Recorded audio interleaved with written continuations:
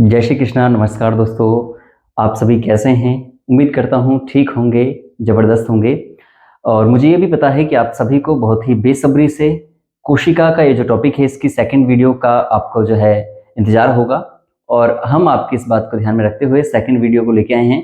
इससे पहले कोशिका की यानी कि सेल की एक वीडियो अपलोड कर दी गई है जिसमें कोशिका के बारे में सामान्य जानकारी, जैसे सबसे बड़ी कोशिका, सबसे छोटी कोशिका, मानव शरीर की सबसे बड़ी है, सबसे छोटी है, सबसे लंबी कोशिका की हमने बात की। और हमने इसके अलावा कोशिका क्या है और कोशिका का पाया जाना किस प्रकार से एक स्वाभाविक सी बात है प्रत्येक जीव में, उन चीज़ों के बारे में हमने बात की। यानी कि परिचय हम पढ़ चुके हैं और अब हम जो है पहली सीढ़ी के बाद में सेकंड सीढ़ी पे जाने वाले हैं। और आज का जो ये सेशन रहेगा इसमें हम बात करेंगे कोशिका के बारे में, वो टॉपिक जहाँ से सबसे ज़्यादा प्रश्न पूछे जाते हैं। इसके अलावा पिछले एग्जामों में यहाँ से कैसे प्रश्न पूछे गए वो भी चर्चा करेंगे। और साथ में कोशिका को आगे हम पढ़ेंगे, कोशिका के प्रकारों के बारे में, और कोशिका को सचित्र वर्णन हम यहाँ पर करने वाले हैं। तो करते हैं स्टार्ट। यहाँ पर देखिए, किसी भी जीव में कोशिका पाई जाती है, इसीलिए कोशिका को जीवों की संरचनात्मक और क्रियात्मक इकाई कहा जाता है। ये हम पिछली वीडियो में चर्चा कर चुके हैं। आज यहाँ पर हम जो बात करेंगे वो सबसे पहले हम ये करेंगे कि अगर हम ये देखें, इस पूरे पृथ्वी पर दो प्रकार के जीव पाए जा सकते हैं। एक होते हैं जिन्हें हम बोलते हैं एक कोशिकीय जीव, और एक होते हैं जिन्हें हम बोलते हैं बहुकोशिकीय जीव। एक कोशिकीय जीव और बहुकोशिकीय जीव दोनों कैसे एक दूसरे से अलग हैं, क्या दोनों में अंतर है और इनके उदाहरण क्या हैं, वो हम यहाँ पर बात कर लेते हैं। पहले यहाँ लिख लेते हैं हम एक कोशिकीय जीव, एक कोशिकीय जीव, और दूसरी तरफ बात कर लेते हैं बहुकोशिकीय जीव, बहुकोशिकीय जीव।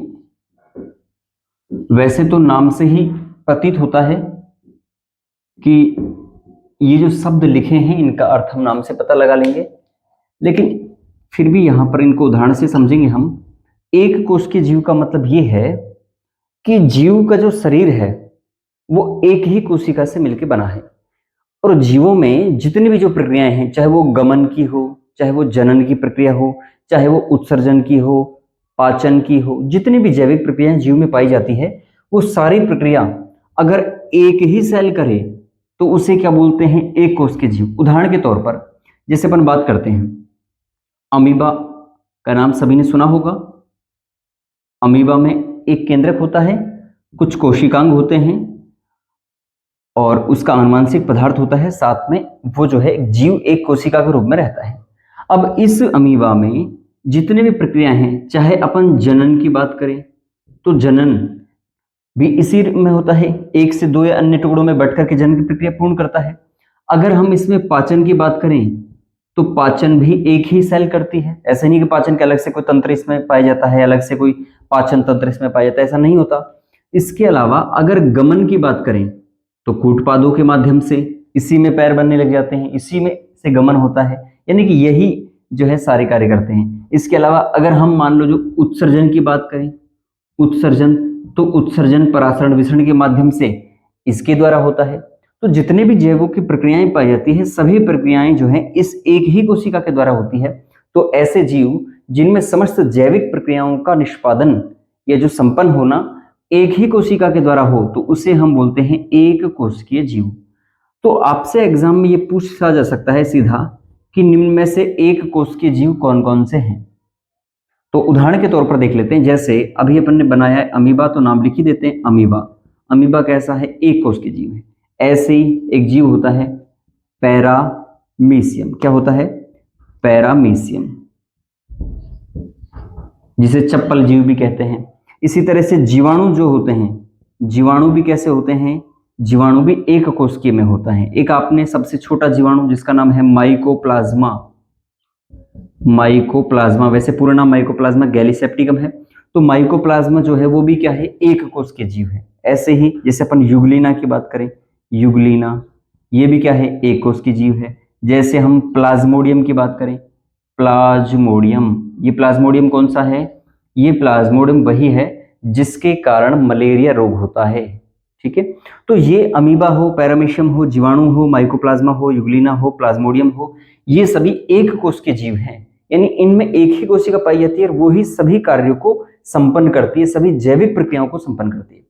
अगर हम बहुकोशिकीय की बात करें तो बहुकोशिकीय का मतलब ये है ऐसा जीव, वो पादप भी हो सकता है, वो कोई जंतु भी हो सकता है। यहाँ पर अपन ने एक कोशिकीय में पादप के उदाहरण नहीं लिखे, जैसे पादप भी लिख सकते हैं अपन यहाँ पर, जैसे एक नील हरित शैवाल की बात करें, नील हरित शैवाल, ये क्या है, एक कोशिकीय जीव है, या मैं कह सकता हूं एक कोशिकीय जिसमें प्रकाश संश्लेषण पाया जाता है। ऐसे ही एक कवक है, कवक का नाम है यीस्ट, जिससे खमीर आदि बनाने में इसको यूज किया जाता है, यीस्ट। यीस्ट जो कवक है वो कैसा है, एक कोशिकीय कवक है, इसमें यानी एक ही सेल पाई जाती है। ऐसे ही हम बात करें इसमें, आपने एक शैवाल का नाम और सुना होगा, यहीं पर लिख देता हूं, क्लोरेला शैवाल, और ये काफी प्रसिद्ध भी है, क्लोरेला शैवाल। क्लोरेला शैवाल क्या है, ये ऐसी शैवाल है जिसमें पृथ्वी पर सबसे ज्यादा मात्रा में प्रोटीन पाई जाती है। अगर आपसे पूछे कि सबसे ज्यादा प्रोटीन कहाँ से मिलती है, तो नॉर्मली जब दो जो दालों में खाते हैं, जैसे सोयाबीन है, सोयाबीन से लेके आपको 42 से और 46% तक प्रोटीन मिल जाती है, तो एक तो वो हो गया। दूसरा, उससे भी ज्यादा जो है वो पाई जाती है क्लोरेला और स्पुरुलिना शैवाल में। तो क्लोरेला शैवाल में लेकर के 50 से लेकर के और 80% तक जो प्रोटीन है वो मिलती है, इसीलिए अंतरिक्ष यात्री इसका यूज करते हैं भोजन स्रोत के रूप में, ठीक है। तो ये सारे जीव कैसे हैं, ये एक कोशिकीय हैं, जिनमें पादप भी हैं और बाकी भी जीव इसमें शामिल है, ठीक है। बहुकोशिकीय की बात करें तो बहुकोशिकीय जीवों में एक से अधिक कोशिकाएं पाई जाती हैं, और बहुकोशिकीय जीवों में विकसित प्रकार के अंग, विकसित प्रकार के तंत्र पाए जाते हैं। अलग से हर प्रक्रियाओं के लिए अलग से तंत्र हो सकते हैं, तो वो आते हैं बहुकोशिकीय जीवों में। जैसे बहुकोशिकीय जीवों की बात अपन कर लें यहाँ पर, जैसे कवक है, कवक, कवक यानी फफूंद, जिसे अपन फफूंद बोल देते हैं, फंगी या फंगस बोल देते हैं, फफूंद, ये हो गया। ये जो यीस्ट है ये भी कवक है, लेकिन यीस्ट एक कोशिकीय कवक है, जबकि यीस्ट के अलावा जो कवक है वो कैसी होती है, बहुकोशिकीय होती है। इसी तरह से जैसे शैवाल है, शैवाल समझ रहे हैं, शैवाल को काई बोलते हैं सामान्य भाषा में, और इसको ही बोल देते हैं अंग्रेजी में एल्गी, क्या बोलते हैं, एल्गी। तो काई जो है, कुछ काइयों को छोड़ करके, कुछ शैवालों को छोड़ करके, जैसे क्लोरेला है, नील हरित शैवाल है, स्पुरुलिना है, कुछ एक और भी हैं, उनको अगर छोड़ दिया जाए तो अमूमन जो शैवाल हैं, सामान्यतः जो शैवाल पाई जाती है वो किसमें आती है, बहुकोशिकीय में आती है, ठीक है। इसके अलावा और जैसे दो उदाहरण हुए, इसके अलावा अपन जैसे पादप जगत की बात करते हैं, बड़े वर्ग जो है पादप में, पादप वर्ग ये कैसा है, बहुकोशिकीय जीव है। पादप कैसे आते हैं, बहुकोशिकीय में। इसके अलावा बाकी जो जंतु है, जंतु ये किस में आते हैं, बहुकोशिकीयों में ही आते हैं। अब जंतुओं में चाहे आप जैसे अपन बात करते हैं स्तनधारी की बात कर लें अपन, जितने भी स्तनधारी हैं ना, समस्त स्तनधारी कैसे हैं, बहुकोशिकीय हैं। इसी प्रकार से अगर हम पक्षी की बात करें, जितने भी पक्षी हैं, एविज में इसको काउंट किया जाता है, एविज में स्तनधारी को बोलते हैं मैमल्स, मैमल्स, ठीक है। पक्षी हो गया, मैमल्स हो गया। इसके अलावा जैसे उभयचर हो गए, ये विकसित वाले की बात कर रहा हूं, उभयचर, एम्फीबिया जिनको बोलते हैं, जो जल में भी रह सकते हैं और स्थल भाग में भी रह सकते हैं। इसके अलावा और क्या है, जैसे रेप्टिलिया, रेप्टिलिया को बोलते हैं सरीसृप, क्या बोलते हैं, सरीसृप। तो ये ऐसे जीव हैं जो बहुकोशिकीय होते हैं, जिनमें विकसित प्रकार के तंत्र पाए जाते हैं हर कार्य को करने के लिए। जैसे मानव है, उत्सर्जन के लिए अलग से ऑर्गन होते हैं, गमन के लिए अलग से हाथ पैर पाए जाते हैं, ठीक है। किसी कार्य को करने के लिए अलग से मसल्स होती हैं। इसके अलावा पाचन के लिए अलग से पाचन तंत्र होता है पूरा, बड़ी आंत से लेकर छोटी आंत से लेकर आहार नाल होता है पूरा, भोजन को पचाने से लेकर के चबाने से लेकर तमाम प्रक्रियाएं इसमें पाई जाती है। तो ये ऐसे जीव हैं जिनमें विकसित पूरा तंत्र पाया जाता है और इसमें बहुत सारी सेल्स पाई जाती हैं। तो इन्हें बोलते हैं बहुकोशिकीय जीव, इन्हें बोलते हैं एक कोशिकीय जीव। ये हम यहाँ पर अच्छे से याद रखेंगे। एक बार स्क्रीनशॉट ले लें सभी, फिर इसमें आगे हम चलते हैं। दो बातें इसमें याद रखें, एक कोशिकीय बहुकोशिकीय, सीधा इसके उदाहरण याद रखें, उसी से काम अपना जो है हो जाएगा। यहाँ के जो प्रश्न है वो सीधे तौर पर पूछे जाएं कि बताइए निम्न में से कौन सा एक कोशिकीय है या बहुकोशिकीय है, तो हम इससे अंदाजा लगा सकते हैं, इससे हम आंसर ठीक तरह से दे पाएंगे, ठीक है। अब आगे देखते हैं हम। अगर ये पूछे कोशिकाओं के प्रकार के बारे में, तो कोशिकाओं को मुख्य रूप से तो दो भागों में बांटा गया है। कोशिका की संरचना के आधार पर अगर हम देखें, कोशिका संरचना के आधार पर तो दो भागों में बांटा गया है। यहां लिखें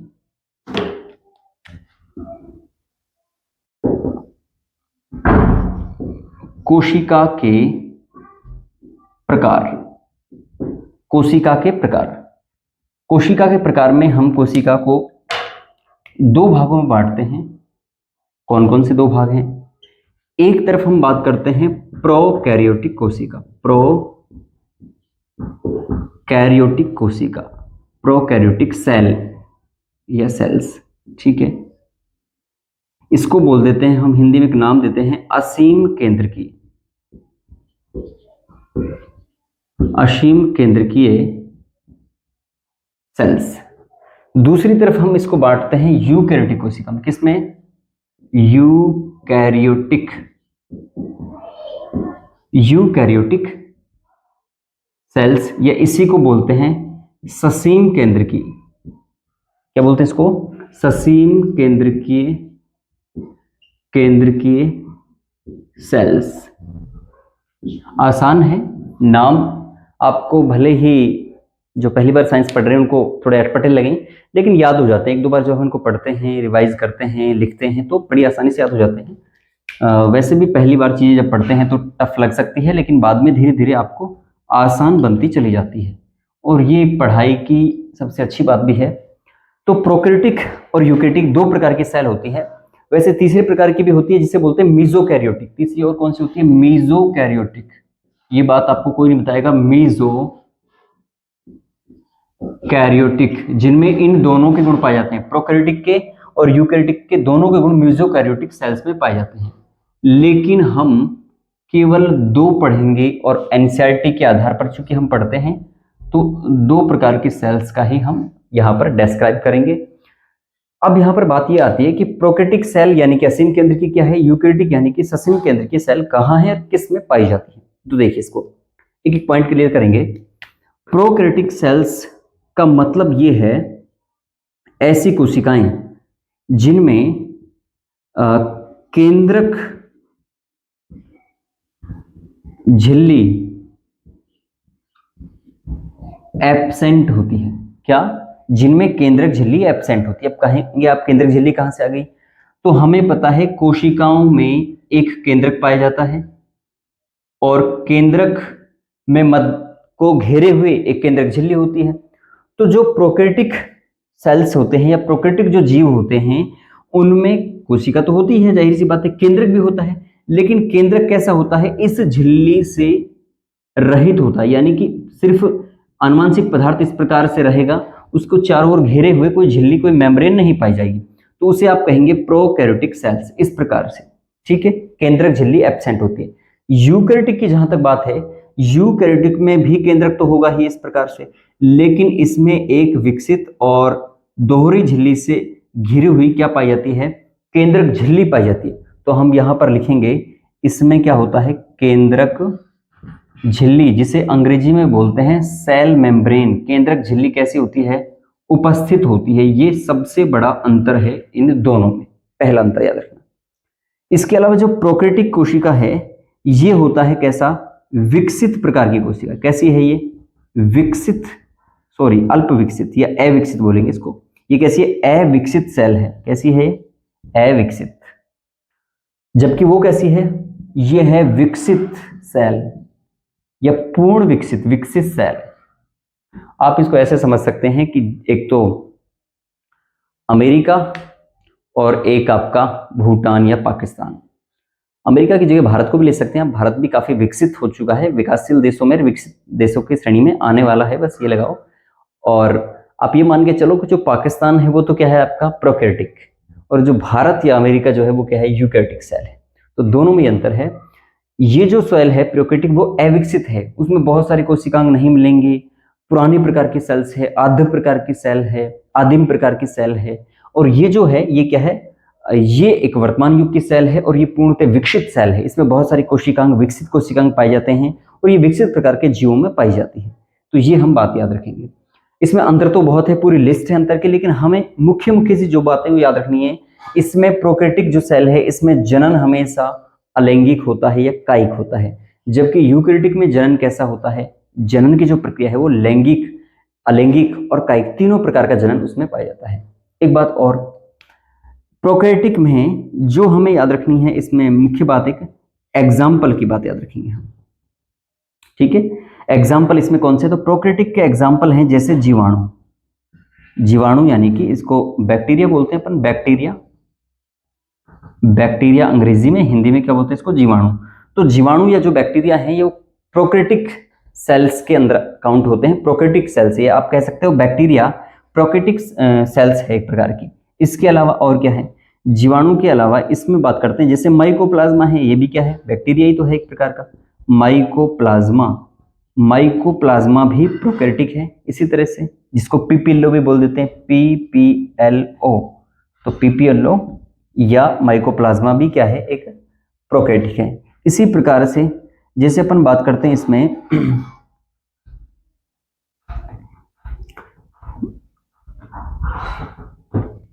प्रोकैरियोटिक के अंदर, जैसे अमीबा की बात कर लें हम, अमीबा जो है वो कैसा है, प्रोकैरियोटिक है। अमीबा कैसा है, प्रोकैरियोटिक। तो ये प्रोकैरियोटिक के उदाहरण हो गए। अगर हम यहाँ पर यूकैरियोटिक के उदाहरण देखें तो यूकैरियोटिक में जितने भी कवक हैं, चाहे एक कोशिकीय हो चाहे बहुकोशिकीय, सारे कवक किसमें आ जाते हैं, यूकैरियोटिक कोशिकाओं में रहते हैं। इसके अलावा अगर हम शैवाल की बात करें, जितने भी शैवाल है अभी हमने पढ़े, चाहे वो क्लोरेला हो, चाहे वो नीलहरित शैवाल हो, चाहे वो बहुकोशिकीय हो, सभी प्रकार के शैवाल जो है वो यूकैरियोटिक यानी ससीम केंद्र की सेल्स में काउंट होते हैं। ऐसे ही जितने भी पादप वर्ग हैं, पेड़ पौधे जितने भी हैं, सभी पेड़ पौधे किस में आते हैं, यूकैरियोटिक में काउंट होते हैं। और जितने भी जंतु है, जंतु जगत जो है, जंतु वर्ग जो है, ये पादप जगत है, ये दोनों ही क्या हैं, इन दोनों में जितने भी प्लांट पाए जाते हैं, जितने भी एनिमल्स पाए जाते हैं, वो सभी प्रकार के वो यूकैरियोटिक में काउंट होते हैं। तो एक हमें बड़ा बड़ा सा अंतर यहाँ पर पता लग गया कि प्रोकैरियोटिक क्या है, यूकैरियोटिक क्या है। वैसे इनका बहुत बड़ी पूरी लिस्ट है वो, लेकिन अपन को मुख्य मुख्य चीजें इसमें याद रखनी है। जब डीपली की क्लास होगी कभी इसमें तो उसको डीपली में पढ़ेंगे अपन। फिलहाल क्योंकि समय कम है, कहते हैं ना कि हम बहुत तेज चलते हैं लेकिन वक्त हमसे भी तेज चलता है, इसलिए उस वक्त को भी ध्यान रखते हुए यहाँ पर बात करेंगे। ये हो गई चीजें। अब इसमें एक बात और याद रखिए, सवाल आ जाता है कई बार कि बताइए निम्न में से कौन सी कोशिका प्रोकैरियोटिक कोशिका का उदाहरण है। आपको यहाँ से कोई उदाहरण दे दिया या आपको वहां से कोई उदाहरण दे दिया कि भाई, और पूछ लिया कि निम्न में से कौन सा यूकैरियोटिक कोशिका का उदाहरण है या कौन सा प्रोकैरियोटिक कोशिका नहीं है। तो इसको पढ़ करके आप आसानी से इसका जवाब दे सकते हैं। पहला तो क्या है, इसमें केंद्रक झिल्ली जो है वो एब्सेंट होती है प्रोकैरियोटिक वाले में, जबकि उसमें केंद्रक झिल्ली भी और केंद्रिका दोनों पाई जाती है। इसमें ना केंद्रक झिल्ली होती है ना केंद्रिका होती है, केंद्रिका पढ़ी थी अपन इसमें। इसके अलावा अविकसित सेल है, कैसी है, अविकसित है, ये पूरी तरह विकसित नहीं है, जबकि वो पूरी तरह से विकसित है, पूर्णतः विकसित सेल है। ये पाकिस्तान की तरह है, वो भारत की तरह है, अमेरिका की तरह, विकसित देशों की तरह। इसके उदाहरण है जीवाणु है, माइकोप्लाज्मा है, अमीबा है, पैरामीशियम वगैरह हो गया, यूग्लिना हो गया, वो सारे जो है वो किस में आ जाएंगे, प्रोकैरियोटिक में आ जाएंगे। जबकि यूकैरियोटिक के अंदर जो है कवक है, शैवाल है, पादप जगत है, जंतु जगत है, ये सब यूकैरियोटिक सेल्स में ससीम केंद्रिकों में काउंट होते हैं। यहाँ तक ठीक है। अब आगे चलिए, कोशिका के बारे में आगे हम चर्चा करते हैं, तब तक आप इसका स्क्रीनशॉट लीजिए। इसका भी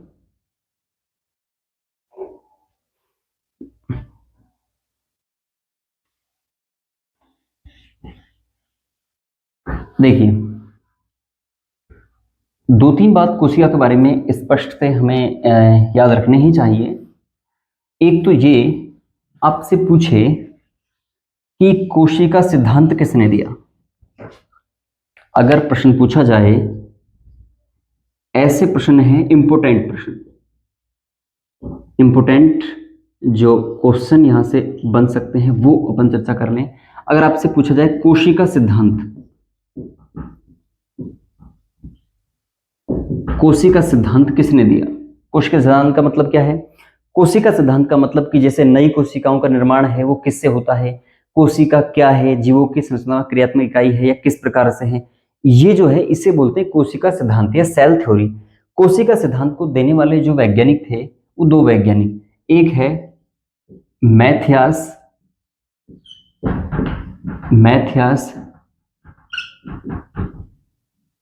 स्लाइडेन व थियोडोर स्वान। कौन है? थियोडोर स्वान। दो साइंटिस्ट के नाम याद रखेंगे अपन, एक तो है मैथियास स्लाइडेन और दूसरा है थियोडोर स्वान।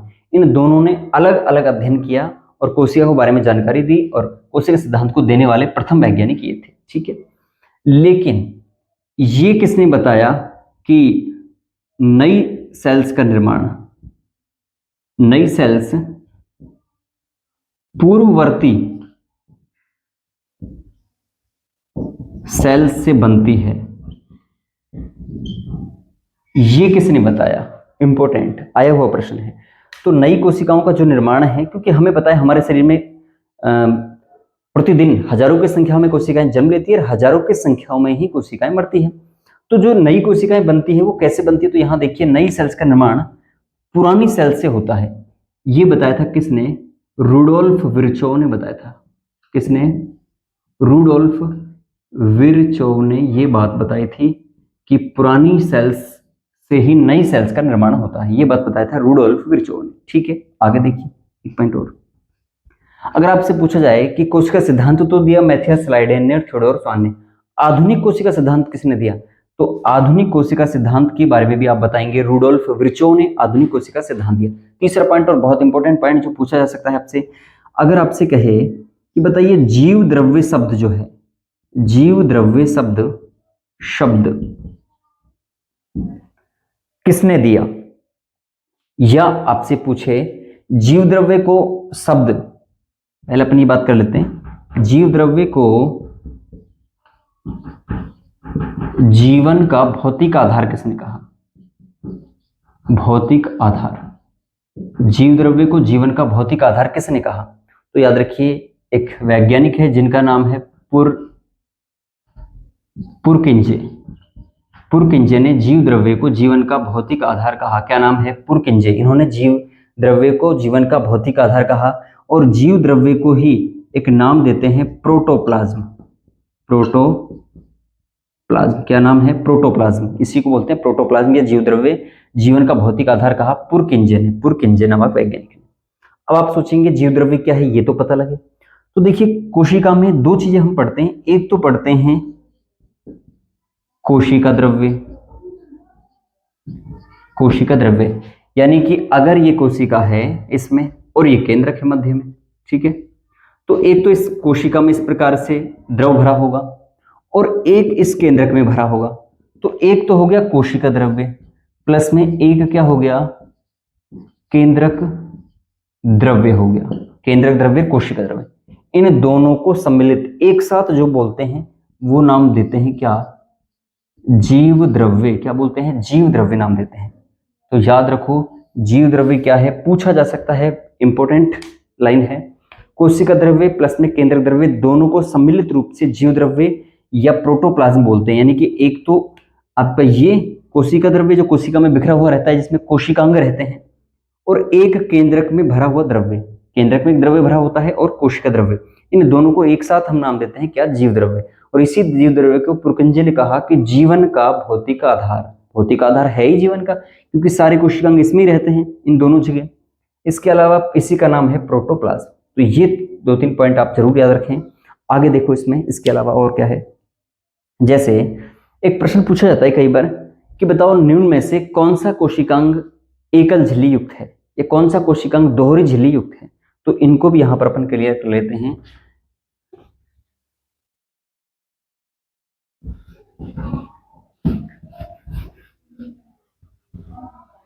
ये वो पॉइंट है जो बहुत इंपॉर्टेंट है, बहुत महत्वपूर्ण है। एक तरफ लिखेंगे एकल झिल्ली युक्त, एकल झिल्ली युक्त कोशिकांग, एकल झिल्ली युक्त कोशिकांग, एक तो ये हो गए, और एक है जिसे हम बोलते हैं दोहरी झिल्ली युक्त कोशिकांग, दोहरी झिल्ली युक्त कोशिकांग। तो एकल झिल्ली युक्त और दोहरी झिल्ली युक्त कोशिकांग। एकल झिल्ली युक्त कोशिकांग में क्या है, इसमें आता है, जैसे हम बात करें लाइसोसोम, लाइसोसोम, ठीक है। इसी तरह से जैसे हम बात करें गोल्जिकाएं, या इसी को लयनकाएं बोलते हैं, लयनकाएं, ठीक है। ये क्या है, एकल झिल्ली युक्त है। दोहरी झिल्ली युक्त की बात करें हम, जैसे हरित लवक, ये जितने भी लवक लवक जितने भी है ना लवकी, वो सारे इसमें आएंगे। माइटोकॉन्ड्रिया, याद रखिए इंपोर्टेंट है, माइटोकॉन्ड्रिया। अगर माइटोकॉन्ड्रिया के बारे में पूछा जाए कि बताइए एकल झिल्ली युक्त है या दोहरी झिल्ली युक्त है, इसी को बोलते हैं सूत्रकणिका। तो माइटोकॉन्ड्रिया या सूत्रकणिका कैसी है, दोहरी झिल्ली युक्त कोशिकांग है। और इसी में हम लिख देंगे क्या, केंद्रक, क्योंकि केंद्रक जो है दोहरी झिल्ली से घिरा हुआ रहता है। लेकिन किसमें, यूकैरियोटिक में, ये याद रखेंगे, यूकैरियोटिक में केवल। प्रोकैरियोटिक वाला जो केंद्रक है वो तो हमें पता है झिल्ली होती नहीं उसमें, तो ये कर लेंगे, ठीक है। इसके अलावा दो कोशिकांग हैं जो झिल्ली रहित हैं, झिल्ली रहित, जिसमें ना झिल्ली होती है एक ना दो। तो एक तो है कौन सा, सबसे पहले जिसे हम बोलते हैं राइबोसोम। राइबोसोम को झिल्ली रहित कोशिकांग माना गया है। और दूसरा है तारककाय, क्या है, तारककाय, तारककाय को भी झिल्ली रहित माना गया है। और एकल झिल्ली में एक नाम और हम जोड़ लेंगे यहाँ पर, रिक्तिका। ये भी क्या है, एकल झिल्ली युक्त है, रिक्तिका, वैक्यूल जो होती है, जो पादप कोशिका में पाई जाती है। तो ये पॉइंट बहुत इंपॉर्टेंट है, कई बार सवाल पूछ लेते हैं कि बताइए निम्न में से कौन सा एकल झिल्ली युक्त कोशिकांग है, तो आपको बताना है एकल झिल्ली युक्त लाइसोसोम है, गोल्जिकाएं हैं, रिक्तिका हैं, ये इसमें आती है ना। दोहरी झिल्ली वाले कौन से हैं, तो हरितलवक है, माइटोकॉन्ड्रिया है जिसे सूत्रकणिका बोलते हैं, केंद्रक, लेकिन कैसा, यूकैरियोटिक का। और झिल्ली रही जिसमें मेम्ब्रेन होती नहीं है, राइबोसोम है और तारककाएं हैं, वो इसमें आती है। इसमें रिक्तिका के अलावा एक नाम और अपन इसमें लिख लें, ER भी इसी में आता है, ER, अंत्यप्रदवी जालिका जिसे बोलते हैं, ठीक है। तो इसमें इनको जो भी अपन ने यहाँ पर लिखे, इनको नोट्स बनाएं, लिखें और अच्छे से पढ़ें। आज के लिए इतना ही, अगली वीडियो जल्द ही लेके आएंगे, तब तक के लिए जय श्री कृष्ण।